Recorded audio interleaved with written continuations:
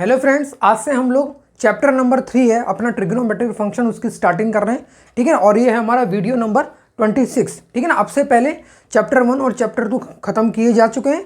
Chapter 1 से लेकर 16 तक के वीडियो थे और 17 to 25 के वीडियो हैं चैप्टर नंबर 2 के। ठीक है, तो अब हम पढ़ेंगे चैप्टर नंबर 3 ट्रिग्नोमेट्रिक फंक्शन यानी त्रिकोणमितीय फलन। तो हम लोग इस चैप्टर के अंदर देखते हैं कि ट्रिग्नोमेट्रिक फंक्शन होते क्या हैं और हम इसकी सबसे पहले बेसिक्स की ओर जाएंगे, उसके बाद हम लोग इसकी एक्सरसाइज पे चलेंगे। ठीक है, तो इसके बेसिक में सबसे पहले मैं आपको क्या बताने वाला हूँ।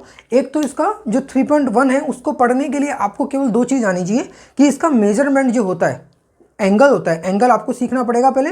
और एंगल का मेजरमेंट दो तरीकों से होता है, एक तो डिग्री मेजरमेंट और एक रेडियन मेजरमेंट। तो इन दोनों को पढ़ लेंगे आप केवल, तो आपकी एक्सरसाइज 3.1 आपकी पूरी हो जाएगी। तो सबसे पहले हम लोग बेसिक पढ़ते हैं इसका। देखो, तो सबसे पहले देखो मैं बात करूं, जो ट्रिग्नोमेट्रिक ये वर्ड है, ये खुद वर्ड है वो किससे मिलके बना है। ये एक ग्रीक वर्ड है, ट्रिगोन और मेट्रॉन। ठीक है, इनसे मिलके बना हुआ है और इनका मतलब क्या होता है, measuring the sides of A triangle. ठीक है ना, किसी ट्राइंगल की साइड्स को मेजर करना। अब इसको पढ़ने के लिए हम जो सबसे पहला टॉपिक पढ़ने वाले हैं वो है आपका एंगल। एंगल यानी कि कोण। ठीक है, तो हम उसकी स्टार्टिंग करते हैं। देखो, एंगल जिसको हिंदी में बोलेंगे अपन लोग कोण। ठीक है, देखो एंगल क्या होता है आपको मैं समझाऊं पहले। एंगल क्यों क्या होता है और क्यों हम इसको यूज में लेते हैं, क्यों हमें इसको पढ़ना पड़ता है, वो आपको मैं बताता हूं। जैसे मान लो कि एक पर्सन है कोई ए, और ये एक जगह से इस जगह तक इसको जाना है। एक कोई पर्सन है, मान लो मैंने उस पर्सन का नाम ले लिया पी, उसको पॉइंट ए से पॉइंट बी की ओर जाना है। ठीक है, अगर मान लो वो यहाँ से चलता चलता यहाँ तक पहुँच गया तो हम कहेंगे मान लो कि वो कितना दूर चला गया। अब मान लो कि जो डिस्टेंस है सपोज करो 10 मीटर है, तो मैं क्या बोलूँगा, ए और बी में अब कितना अंतर हो गया, 10 मीटर का। यानी कि इस बंदे की पोजीशन में अब कितना अंतर है, 10 मीटर। अगर वो पॉइंट ए से पॉइंट बी पे चला गया तो कितना दूर चला गया, 10 मीटर। लेकिन जब यही चीज़ हम इसके अंदर पढ़ते हैं, जैसे सपोज करो कि ये आपका कोई स्टार्टिंग पॉइंट है, ये आपकी एक रे है, किरण है, जिसको हिंदी में बोलते हैं रे। अब मैं अगर इस स्टार्टिंग पॉइंट के इसको बेस मानते हुए अगर इस रे को मैं कुछ रोटेट कर दूं, सपोज करो मैंने इस डायरेक्शन में इसको रोटेट कर दिया और रोटेट करते करते ये यहाँ तक आ गई, जो ये रे आपकी ओरिजिनल पोजीशन थी वो अब ये बन गई, ये यहाँ से कन्वर्ट होकर यहाँ बन गई, तो मुझे बोला जाएगा कि ये यहाँ से अब कितना दूर चलेगी। तो इसको नापने के लिए अब आप डिस्टेंस इस तरीके से नहीं बोल सकते हो। इसको बताने के लिए क्या होगा, इसको बताने की जो यूनिट होगी वो क्या होगी, आपकी एंगल होगी। और वह एंगल क्या होगा, स्टार्टिंग वाली पोजीशन से जो एंड वाली पोजीशन है उसके बीच में ये जो एंगल बना है ना, ये जो कोण बना है, इसी को नापने के लिए हम इस कोण को पढ़ते हैं। ये पढ़ते क्यों हम लोग, इन दोनों पोजीशन में डिफरेंस बताने के लिए कि पहले अगर ये पोजीशन थी अब कौन सी पोजीशन इसकी नई बन गई होगी। तो इसको क्या बोला जाता है, एंगल बोला जाता है। ठीक है, एंगल को नापने के दो तरीके होंगे, एक होगा डिग्री मेजरमेंट, एक होगा रेडियन मेजरमेंट। तो पहले तो मैं आपको एंगल बताऊं। देखो बेसिक होता क्या है एंगल। जैसे सपोज करो ये आपका एक वर्टेक्स है, ठीक है, और ये आपकी एक स्टार्टिंग वाली लाइन है, ओरिजिनल लाइन या जिसको हम लोग बेस लाइन भी बोल सकते हैं ना, ओरिजिनल लाइन या बेस लाइन। और ये है आपका वर्टेक्स, ये क्या है आपका वर्टेक्स, जिसको हिंदी में बोलेंगे हम लोग शीर्ष। ठीक है ना, ये हो जाएगी प्रारंभिक लाइन, ये हो जाएगा शीर्ष अगर हिंदी में बोलूँ तो उसे। ठीक है, इसको मान लो मैंने रोटेट किया और रोटेट करके इसकी नई पोजीशन आ गई ये वाली। ठीक है, और रोटेट कैसे किया मैंने, इसको रोटेट मैंने ऐसे पकड़ के किया, यानी कि इस डायरेक्शन में रोटेट किया है। डायरेक्शन का बहुत इंपॉर्टेंस होती है, इसलिए मैं आपको बता रहा हूँ इस डायरेक्शन में किया है। अब ये कौन सी डायरेक्शन होती है, देखो अपनी घड़ी कैसे चलती है, इस तरीके से चलती है, तो इसको बोला जाता है क्लॉकवाइज डायरेक्शन। ये क्या उसी डायरेक्शन में है क्या, ये उसकी उल्टी डायरेक्शन है, इसलिए इसको क्या बोला जाता है, anti clockwise direction, anti clockwise direction.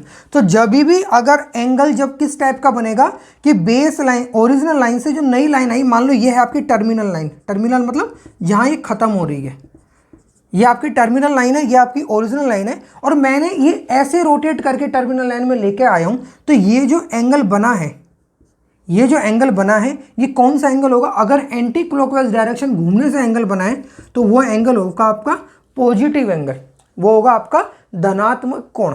ठीक है, वहीं पे अगर मान लो ये है आपकी ओरिजिनल लाइन, बेस लाइन जो है। अब मैं इसको पहले मैं ऐसे गया था, अब मैं क्लॉकवाइज डायरेक्शन में इस तरीके से इसको घुमा के इसकी नई पोजीशन ये वाली कर देता हूँ। ये है इस बार बेस लाइन और ये है इस बार टर्मिनल लाइन, ठीक है। और मैं आया कैसे हूँ, घूम के इस तरीके से, ठीक है ना। ये एरो की डायरेक्शन से आपको पता चल रहा है। पहले मैं ऊपर इस तरीके से गया था, इस बार मैं इस लाइन से नीचे की ओर ऐसे आया, मतलब कि ये कौन सी डायरेक्शन होगी आपकी, क्लॉकवाइज डायरेक्शन। तो जब घड़ी वाली दिशा की ओर अपन चलेंगे, क्लॉकवाइज डायरेक्शन में हम लोग आएंगे, तो ये जो आपका एंगल बनेगा वो कौन सा एंगल होगा, नेगेटिव एंगल, ठीक है ना। कौन सा एंगल होगा, नेगेटिव एंगल, जिसको हम बोलेंगे ऋणात्मक कोण। तो पहले तो आपको कंसेप्ट ये समझ में आना चाहिए कि कोण होता क्या है।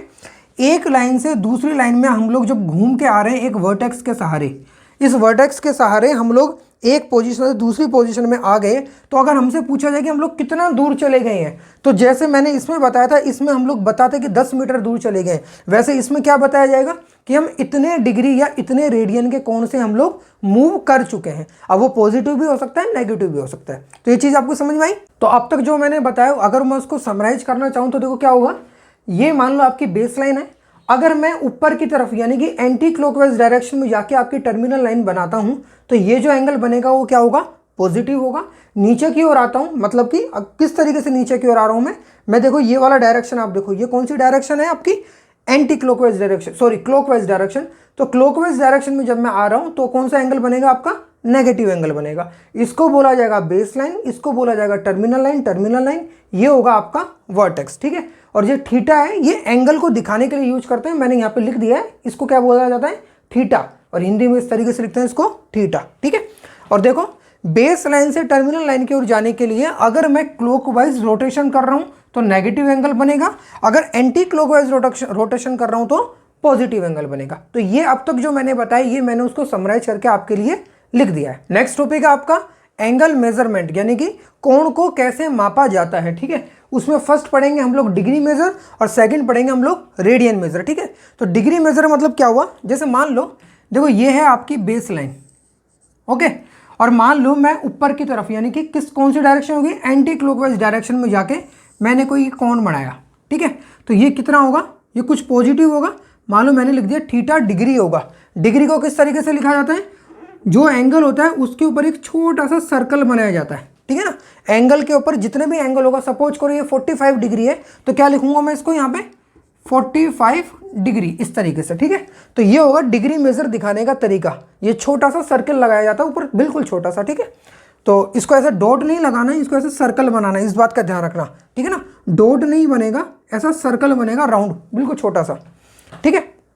तो देखो मैंने क्या बोला, अगर ये आपकी बेस लाइन है, इसको मैं BL लिख रहा हूँ शॉर्ट में, ये आपकी टर्मिनल लाइन है, और आप लोग किस डायरेक्शन में गए हैं ऊपर, इस रोटेशन किया है आपने। रोटेशन कौन सा किया है, एंटी क्लॉकवाइज रोटेशन किया है, तो आपका जो एंगल बनेगा वो क्या होगा, पॉजिटिव होगा। ये मैं आपको बता चुका हूँ। अब आपको मैं डिग्री अलग अलग मेजरमेंट बताता हूँ कि कैसे होता है। देखो जैसे मान लो मैं यहाँ पे आपको अलग अलग सपोज करो 45 डिग्री बता दूंगा, 90 डिग्री, 180 डिग्री, 270 डिग्री, ठीक है। उसके बाद में जैसे मान लो मैंने ले लिया 315 degree, okay, 360 degree, 420 degree, minus का 60 डिग्री, ओके, माइनस का 450 डिग्री। इस तरीके से कुछ भी एंगल ले लेते हैं अपन अलग अलग, और वो अपन बनाते हुए देखते हुए चलते हैं कि ये एंगल अगर मैं बनाऊंगा तो किस किस तरीके से ये एंगल आपके बनते हुए जाएंगे, ठीक है। जैसे मान लो मैंने लिया 45 डिग्री, तो आपको मैं बताऊं ये है मान लो आपकी बेस लाइन, ठीक है। आपको बताऊं जो ये एक्स अक्ष होता है मान लो, और ये आपका वाई अक्ष होता है, ठीक है। तो ये जो पूरा होता है एंगल, इसको हम बोलते हैं राइट एंगल, यानी कि 90 डिग्री। तो 45 कहाँ होगा, इनके कहीं बीच में होगा, बिल्कुल एग्जैक्ट मिड में होगा, इसके और इसके दोनों के बिल्कुल बीच में होगा, क्योंकि अगर ये पूरा 90 है तो ये क्या होगा आपका 45। तो अगर मैं इसकी बात करूं तो ये एंगल कितना हो गया आपका 45 डिग्री, ठीक है ना, यहाँ से लेके यहाँ तक का एंगल। वहीं पे अगर मैं बात करूं इस पूरे की, अगर मान लो आपको बोला जाए कि ये पूरा एंगल कितना है, तो ये कितना हो गया आपका 90 डिग्री। तो 45 और 90 मैंने आप ही को एक ही उसमें बता दिए हैं, ठीक है ना। ये हो गया आपका 45। अब इस लाइन को भूल जाओ तो इसके और इसके बीच में कितना एंगल बन गया, ये होता है आपका 90 डिग्री, ठीक है। जैसे मान लो आपसे बोला जाए 30 डिग्री बताओ, तो 30 डिग्री कितना होगा, वैसे तो ये हम लोग यहाँ पे आइडिया से बना रही हैं, एग्जैक्ट बन रहा हो ये जरूरी नहीं है, ठीक है ना। तो ये मैं आपको आइडिया से बता रहा हूँ कि कहाँ होगा। अब जैसे मान लो ये है आपका 90, ये है आपका बेस लाइन, ठीक है। तो 30 का मतलब क्या हो गया, 90 के 3 पार्ट करूँ और जो एक पार्ट होगा वो आपका 30 हो जाएगा। तो जैसे मान लो एक हिस्सा यहाँ जा रहा है आपका, एक हिस्सा यहाँ जा रहा है आपका, और एक ये हो रहा है। मान लो ये 30 है, ये 30 है और ये 30, तो तीनों मिलके कितने बन गए 90। अब मान लो आपसे उसने 30 डिग्री पूछा होता तो ये कितना हो जाता आपका 30 डिग्री, ये कितना हो जाता आपका 60 डिग्री, और ये पूरा का पूरा कितना हो जाता आपका 90 डिग्री। तो यहाँ तक आपको 4 एंगल समझ में आए, ये 30, ये 60, ये 45 और ये 90। अगर मान लो आपको उसने बोला कि आप 180 डिग्री बताओ, तो 180 डिग्री कैसे होगा, देखो ये होता है आपका बेस लाइन, ओके। यहाँ से आप यहाँ से लेके यहाँ तक आएंगे तो 90, वापस यहाँ से लेके यहाँ तक आएंगे तो आपका 180, यानी कि बेस लाइन से बिल्कुल जस्ट अपोजिट डायरेक्शन में जब आप चले जाएंगे तो ये आधा जो सर्कल बन जाएगा, ये मूवमेंट पूरा का पूरा कितना डिग्री का होगा 180 डिग्री का, ओके। ये है मान लो आपकी बेस लाइन, ठीक है, और आप घूमते घूमते यहाँ तक आ गए, यानी कि ये होगी आपकी टर्मिनल लाइन। अब बताओ ये एंगल कितना हो गया आपका 270 डिग्री, 90 इधर वाला, 90 इधर वाला और 90 इधर वाला, पूरा मिलके तीनों मिलके कितना हो गया आपका 270 डिग्री, ठीक है। वहीं पे मान लो ये है आपकी बेस लाइन, आप घूमते हुए आए और आते आते वापस यहीं पे पहुंच गए, यानी बेस लाइन भी आपकी यही थी और टर्मिनल लाइन भी आपकी यही बन गई। तो ये जो पूरा का पूरा 1 रिवोल्यूशन हो गया, पूरा का पूरा 1 रोटेशन हो गया, कंप्लीट रोटेशन, ये किसके बराबर होता है 360 डिग्री के बराबर, 360 डिग्री के बराबर। कई बार बोलते नहीं है कि लाइफ पूरी 360 डिग्री घूम के वापस से वहीं आ गई जहाँ से स्टार्ट हुई थी, ठीक है ना। यानी कोई भी आदमी जो काम उसने स्टार्ट किया उसने फिर अलग अलग तरह के काम किए, करते करते वापस से वहीं पहुँच गया जहाँ पे वो था, तो उसको क्या बोलते हैं 360 डिग्री घूम के वापस से हम वहीं लौट के आ गए जहाँ से हमने स्टार्ट किया था, ठीक है। तो ये पूरा का पूरा जब घूम के हम वहीं आ गए तो उसको क्या बोलते हैं 360 डिग्री, ठीक है। अब देखो अगर ये बेसिक चीज़ आपको समझ में आ गई, ये मैंने आपको पॉजिटिव बताया, अब मैं आपको नेगेटिव बताता हूँ कुछ। जैसे मान लो इसी की बात करूँ मैं, यहाँ जगह नहीं है, चलो इसमें और नया बनाते हैं अपन। जैसे मान लो ये है आपकी बेस लाइन, ओके। अब आपसे बोला जाए कि माइनस का 90 डिग्री बनाओ, तो प्लस का 90 बनाने के लिए ऊपर मूवमेंट ऐसे किया था अपने एंटी क्लॉकवाइज, अब माइनस का बनाना है तो कहाँ जाओगे क्लॉकवाइज डायरेक्शन में, यानी कि यहाँ से इधर घूम के आओगे और ये पूरा का पूरा नीचे, ये कितना हो जाएगा आपका माइनस का 90 डिग्री। अब आप देखो ये और ये दोनों बराबर ही, देखा जाए तो दोनों के दोनों फिगर एक जैसे लग रहे हैं, लेकिन एक है प्लस में 270 डिग्री और दूसरा है माइनस में 90 डिग्री। तो इस चीज़ से आपको क्या पता चला, इससे आपको ये पता चला कि 270 डिग्री और माइनस का 90 डिग्री दोनों बराबर ही होते हैं आपस में, ठीक है ना। देखो आपको एक चीज़ फिर बता रहा हूँ मैं, ये पूरा रोटेशन किसके बराबर होता है 360 डिग्री के बराबर। अब जितना मैं ऊपर की तरफ जाऊंगा तो वो पॉजिटिव होगा, इसी लाइन पे अगर मुझे नीचे से पहुंचना है, अगर मुझे इसी लाइन पे ये 60 डिग्री वाली लाइन पे नीचे ऐसे गया मैं एंटी क्लॉकवाइज डायरेक्शन में, तो ये प्लस का 60 बन गया। अगर मैं ऐसे जाता तो ये माइनस का बनता, और कितना बनता ये देखो, ये पूरा होता तो 360 होता, लेकिन उसमें से मैंने 60 को छोड़ दिया, यानी 360 में से 60 गया तो कितना बचा 300 डिग्री, यानी कि जो 60 डिग्री है वो किसके बराबर होगा माइनस के 300 डिग्री के बराबर। तो इसको याद करने का तरीका क्या है, इसके लिए आपको रटना नहीं है। एक एंगल अगर आपको कोई भी दिया हुआ है तो 360 में से उसको आप सब्ट्रैक्ट कर दो और नेगेटिव साइन लगा दो, वो दोनों एंगल क्या होंगे आपस में बराबर। जैसे कि मैं क्या कहना चाह रहा हूँ आपको, मान लो एक एंगल दिया आपको 150 डिग्री और बोला जाए कि अगर ये एंटी क्लॉकवाइज में 150 आ रहा है, तो अगर मैं क्लॉकवाइज आऊँ यानी कि माइनस में आऊँ तो ये किसके बराबर होगा, तो 360 में से इसको घटाओ, 360 में से 150 को सब्ट्रैक्ट करो तो कितना आएगा 210, तो यानी कि ये एंगल किसके बराबर होगा माइनस के 210 डिग्री के बराबर, ठीक है।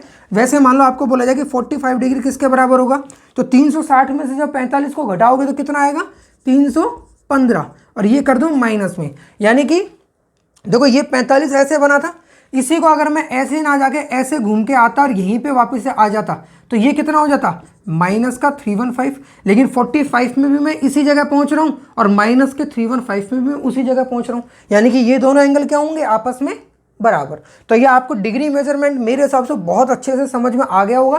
केवल आपको क्या ध्यान रखना है, पूरा का पूरा जो रोटेशन होता है वो कितने डिग्री का होता है, 360 डिग्री का, ठीक है। और इसको आप लोग चाहो तो ऐसे भी याद कर सकते हो कि अगर मैं इसको 4 हिस्सों में बांट दूं तो यहाँ से अपनी स्टार्टिंग होती है, ये होता है आपका 0 डिग्री, ये होता है आपका 90 डिग्री, ये होता है आपका 180 डिग्री, ये होता है आपका 270 डिग्री, ठीक है। ये चीज़ समझ में आई। अब 270 के बाद में मान लो मैं और आगे बढ़ूंगा तो 360 हो जाएगा, तो 0 डिग्री ही किसके बराबर हो जाएगा, 360 के बराबर। 360 के बाद में मान लो मैं और आगे जाऊं 90 डिग्री और आगे चला जाऊं तो 360 में 90 जोड़ो कितना होगा, 450, यानी 90 डिग्री ही किसके बराबर होगा, 450 डिग्री के बराबर। ये चीज़ जो बोल रहा हूँ समझ में आ रही है आपको, मैं क्या बोलना चाह रहा हूँ। 360 पे ही दुनिया खत्म नहीं हो जाती है कि 360 हो गया खत्म काम। मान लो उसने आपसे बोल दिया कि 450 डिग्री निकालो, क्या बोला उसने आपसे, 450 डिग्री निकालो, तो 450 कैसे होगा, देखो जैसे ये है आपकी बेस लाइन, आप पूरा घूम के आओगे पहले तो यहाँ तक तो कितना हुआ, 360 ही कवर हुआ। इसके बाद इसका मतलब मुझे और चलना पड़ेगा, 360 चलना कितना है मुझे, 450, 360 में चल चुका हूँ, 450 चलना है, मतलब कितना और बाकी है, 90 डिग्री और चलना बाकी है। और 90 डिग्री के लिए कहाँ जाना पड़ता है मुझे, यहाँ से 90 डिग्री के यहाँ तक आना पड़ता है। तो ये एंगल जो बना आपका, ये कितना हो गया, ये एंगल कितना हो गया आपका, 450 डिग्री। तो आप लोग कहोगे कि ये एंगल तो 90 डिग्री होता है, तो भाई 90 डिग्री, उसके बाद में उसमें 360 ऐड कर दो, 450 डिग्री, ठीक है। उसके बाद में इसमें फिर 360 ऐड कर दो, 810 डिग्री, इसके बाद फिर 360 ऐड कर दो, 8 3 1170 डिग्री। ये सब आपस में बराबर ही होता है, क्योंकि 360 डिग्री जैसे ही जुड़ेगा तो पोजीशन चेंज नहीं होती है। किसी भी एंगल की बात करूं, जैसे मान लो ये 30 डिग्री है, इसी 30 में आप 360 और ऐड करोगे तो वापस से घूम के यहीं आ जाने वाला है, ठीक है ना। जैसे मान लो ये आपका 270 है, इसी 270 में 360 और ऐड कर दो, 270 प्लस 360 कितना हो गया ये, 630 डिग्री, ठीक है ना, 630 डिग्री। अगर आपसे बोला जाता है 630 डिग्री बनाओ तो कहाँ पे होगा, देखो ये 270, इसके बाद 360 और चलना है, तो घूम के वापस यहीं आओगे आप। 360 का मतलब क्या होता है, कंप्लीट सर्कल, ये आपको मैंने बताया, 360 का मतलब कंप्लीट सर्कल। तो अगर आपको 630 डिग्री भी बोला जाएगा तो भी आप घूम के कहाँ आओगे, वापस यहीं आओगे। 270 में 360 और ऐड किया तो वापस यहीं आ गए। तो यही एंगल वापस से क्या कहलाएगा आपका, जब आपने केवल इतना सा रोटेशन दिखाया था तो ये 270 बन रहा था, अब अगर आपने रोटेशन इतना दिखा दिया तो ये 270 ना बन के क्या कहलाएगा, 630 डिग्री। नेक्स्ट है अपना कौन सा वाला मेजरमेंट करना है वो अपन को, रेडियन मेजरमेंट, ठीक है। तो अब इसमें देखो रेडियन मेजरमेंट के लिए मैंने आपके लिए ऑलरेडी यहाँ पे एक सर्कल बनाया हुआ है। आप इसको देखो, मैंने इसमें क्या बनाया है कि सपोज करो एक सर्कल है और उसकी जितनी रेडियस है, मान लो रेडियस एक यूनिट है, कोई भी यूनिट ले लो, मान लो 5 सेंटीमीटर हो सकता है, 10 सेंटीमीटर हो सकता है, 8 सेंटीमीटर कुछ भी हो सकता है। ये एक यूनिट मैंने ले लिया, जितनी मतलब इसकी रेडियस है उतना ही बड़ा मैंने इसके लिए एक आर्क ले लिया, ठीक है ना। जितना बड़ा इसकी रेडियस है उतना ही बड़ा मैंने इसकी एक आर्क, एक लेंथ वाली, इतनी ही लेंथ वाली एक मैंने आर्क ले ली। ये 1 यूनिट था तो ये भी 1 यूनिट ले लिया। अब मुझे बताओ ये रेडियस है तो इसका मतलब ये भी तो रेडियस ही होंगे, तो इसका मतलब ये 1 यूनिट तो ये भी क्या होगा 1 यूनिट, और ये भी क्या होगा आपका 1 यूनिट। यानी कि 2 रेडियस और रेडियस के बराबर का ही आर्क, ये जो तीनों मिलके एक सर्कल के सेंटर पर जो एंगल बनाते हैं उस एंगल को क्या बोला जाता है, 1 रेडियन। इसको लिखने यहाँ पे जगह नहीं थी इसलिए मैंने रेडियन की जगह आर लिख दिया है। और वैसे इसको दिखाने का तरीका क्या होता है, जैसे डिग्री में हम क्या होता है 1 डिग्री लिखना होता है तो 1 के ऊपर ऐसे इस तरीके से सर्कल बनाते हैं, वैसे रेडियन में क्या होगा 1 के ऊपर इस तरीके से छोटा सा सी बनाएंगे, ठीक है ना।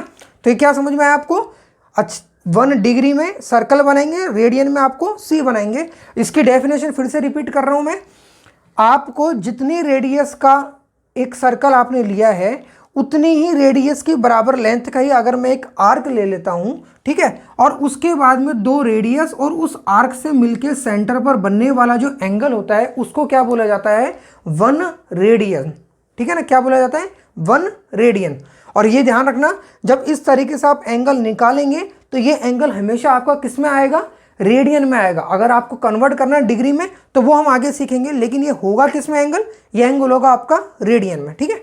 तो मैं क्या बोलना चाह रहा हूं देखो, अच्छा ये आया कैसे वो भी मैं आपको बता देता हूं। देखो एंगल बराबर क्या होता है, एंगल बराबर होता है L/R।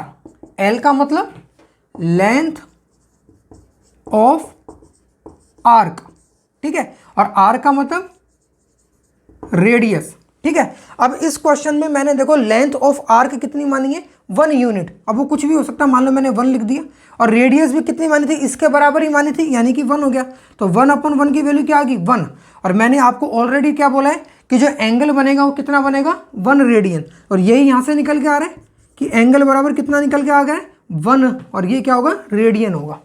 ठीक है ना, तो इस चीज़ का ध्यान रखना कि एंगल बराबर, ये फॉर्मूला याद रखना, एंगल बराबर होगा L/R।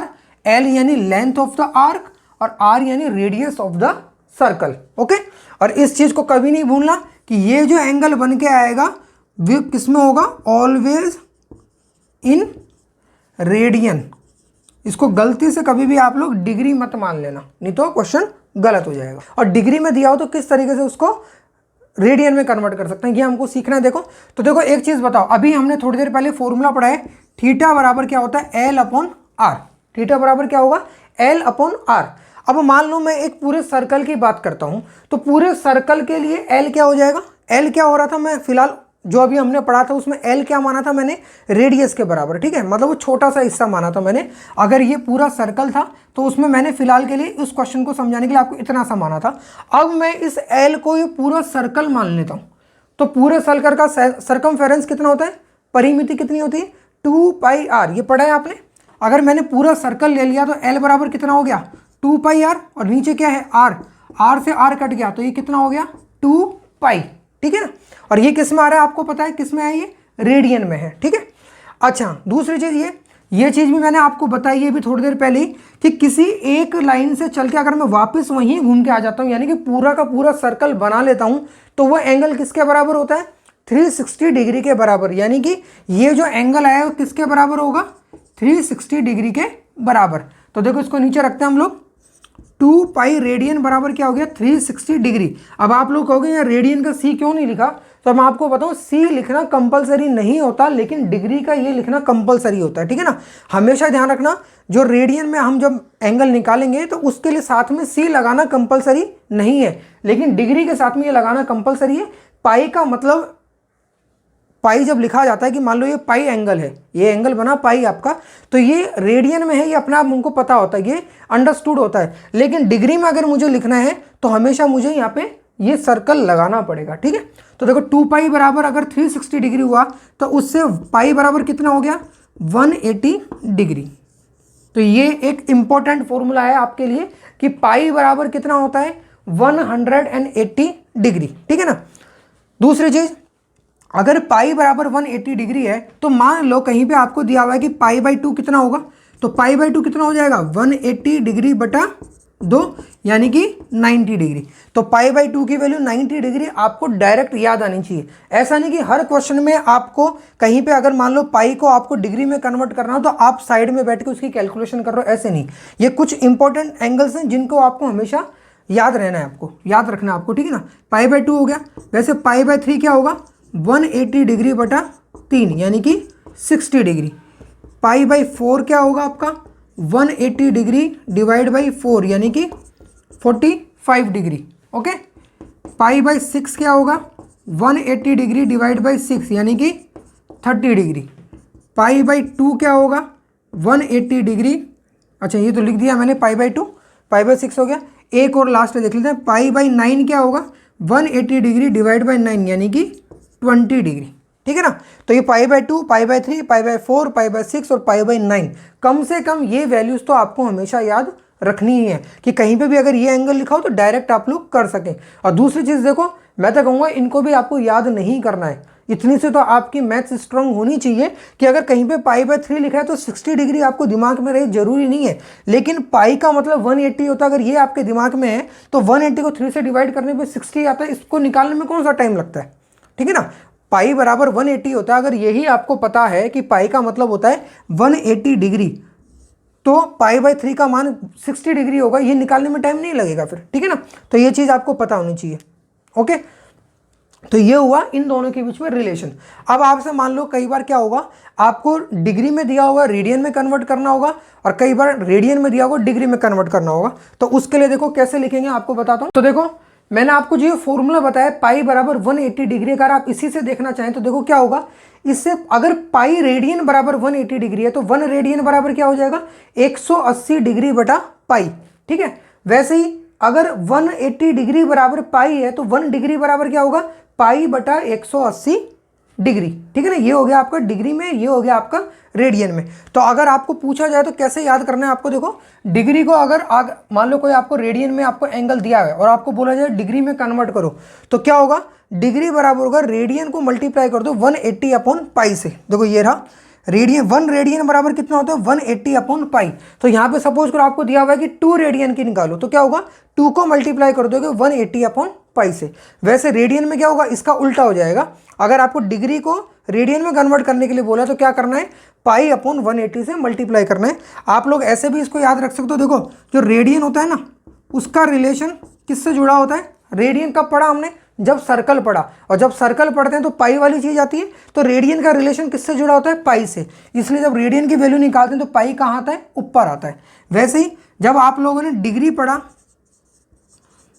तो डिग्री जब आपने पढ़ा था तो डिग्री में जब तक आपने डिग्री पढ़ा था तब तक आपने पाई वाला कंसेप्ट देखा ही नहीं था। तो उसमें कौन सी चीज आ जाएगी ऊपर, 180 वाली नंबर्स वाली चीज कहाँ जाएगी, ऊपर की ओर। तो जब डिग्री में निकालना होगा तो नंबर वाली चीज ऊपर आएगी, जब रेडियन में निकालना होगा तो पाई वाली चीज ऊपर आएगी। ठीक है, और पाई की वैल्यू क्या होती है, 22/7। ठीक है, एक चीज मैं आपको बताया नहीं था अब तक कि 1 जो डिग्री होता है, जैसे मान लो कई बार आप सोल्व करोगे, सोल्व करते करते आपका आ गया मान लो 22/8 डिग्री, तो आपको यहां नहीं छोड़ना है इसको, आपको क्या करना है, 22/8 को कंप्लीट नीचे और तोड़ना है। कैसे तोड़ना है, 22/8 डिग्री जब आया तो देखो इसमें 8 का इसमें कितनी बार पूरा पूरा भाग जा रहा है, 3 बार जा रहा है क्या, नहीं जा रहा, 8 या 24 होता है, इससे ऊपर होता है, 2 बार कंप्लीट जा रहा है। तो मैं क्या करूं, अगर 22 को मैं क्या 16 + 6 लिख सकता हूं, कोई दिक्कत ही नहीं है, डिवाइड बाई 8। अब 8 का इसमें भाग दूंगा तो 2 डिग्री तो मुझे अलग से मिल गया, प्लस 6/8 डिग्री मुझे अलग से मिल गया। ठीक है, अब 6/8 डिग्री इसको ऐसे नहीं छोड़ना है, 6/8 डिग्री को क्या करना पड़ेगा आपको, जैसे आप लोग किलोमीटर को मीटर में कन्वर्ट करते हो, ठीक है ना, उसी तरीके से यहाँ पे 1 डिग्री बराबर क्या होता है, 60 सेकंड होता है। जैसे 1 घंटे में कितनी मिनट होती है, 60 मिनट, उसी तरीके से 1 डिग्री बराबर 60 मिनट होता है और 1 मिनट बराबर 60 सेकंड होता है। ठीक है ना, मिनट को दिखाने का तरीका क्या होता है, एक बार ऊपर ऐसे डैश लगाया जाता है और सेकंड को दिखाने के लिए 2 बार ऐसे डैश लगाया जाता है। ठीक है ना, ये ध्यान रखना, 1 डिग्री में 60 मिनट और 1 मिनट में 60 सेकंड, वही सिंपल घंटे वाला जो कंसेप्ट होता है, 1 घंटे में 60 मिनट, 1 मिनट में 60 सेकंड। तो उसी तरीके से यहाँ पे केवल घंटे की जगह किसने ले ली है, डिग्री ने ले ली है। ठीक है ना, जो ये मैंने आपको बताया इस बेसिस पे अगर मैं यहाँ पे रखूँ 180 डिग्री बटा पाई, पाई का मान अगर मैं 22/7 यहाँ पे रखूँ तो 1 रेडियन की जो अप्रोक्सीमेट वैल्यू आती है वो कितनी आती है, 57 डिग्री 16 मिनट। ठीक है ना, और उसी तरीके से पाई बटा 180 में पाई की वैल्यू मैं यहाँ रखूँगा तो इसकी वैल्यू अप्रोक्सीमेट कितनी आएगी, 0.01746। ठीक है ना, ये को रटने की जरूरत नहीं है, ये फिर भी देख लेना, ये तो हमेशा याद रहना चाहिए, इसकी कोई दिक्कत नहीं है, इसकी कोई जरूरत इतनी पड़ेगी नहीं। ठीक है, तो यहाँ पे अपना जो थ्योरी पोर्शन है वो पूरा फिनिश होता है। नेक्स्ट वीडियो से हम लोग इसकी एक्सरसाइज स्टार्ट करेंगे। ठीक है, तो अगर आप लोगों को कंटेंट अच्छा लग रहा हो, वीडियो अच्छा लग रहा हो, वीडियो को लाइक करें, चैनल को सब्सक्राइब करें। Okay bye, thank you, take care.